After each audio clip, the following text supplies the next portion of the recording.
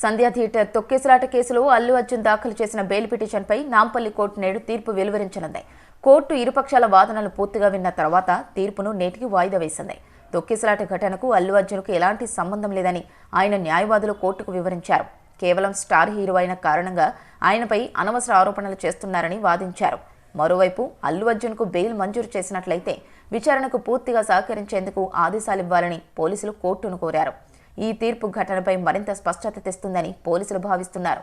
ఈ కేసుపై నేడు వెలువడే తీర్పు సినిమా రంగం, అభిమానులు తీవ్ర ఉత్కంఠ రేపుతోంది.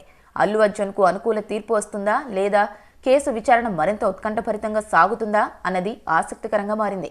సంధ్యా థియేటర్ తొక్కేసలాట కేసులో అల్లు అర్జున్ దాఖలు చేసిన బెయిల్ పిటిషన్పై నాంపల్లి కోర్టు నేడు తీర్పు వెలువరించనుంది. కోర్టు ఇరుపక్షాల వాదనలు పూర్తిగా విన్న తర్వాత తీర్పును నేటికి వాయిదా వేసింది. తొక్కేసలాట ఘటనకు అల్లు అర్జున్కు ఎలాంటి సంబంధం లేదని ఆయన న్యాయవాదులు కోర్టుకు వివరించారు. కేవలం స్టార్ హీరో అయిన కారణంగా ఆయనపై అనవసర ఆరోపణలు చేస్తున్నారని వాదించారు. మరోవైపు అల్లు అర్జున్కు బెయిల్ మంజూరు చేసినట్లయితే విచారణకు పూర్తిగా సహకరించేందుకు ఆదేశాలివ్వాలని పోలీసులు కోర్టును కోరారు. ఈ తీర్పు ఘటనపై మరింత స్పష్టత తెస్తుందని పోలీసులు భావిస్తున్నారు. ఈ కేసుపై నేడు వెలువడే తీర్పు సినిమా రంగం, అభిమానులు తీవ్ర ఉత్కంఠ రేపుతోంది. అల్లు అర్జున్కు అనుకూల తీర్పు వస్తుందా లేదా కేసు విచారణ మరింత ఉత్కంఠభరితంగా సాగుతుందా అన్నది ఆసక్తికరంగా మారింది.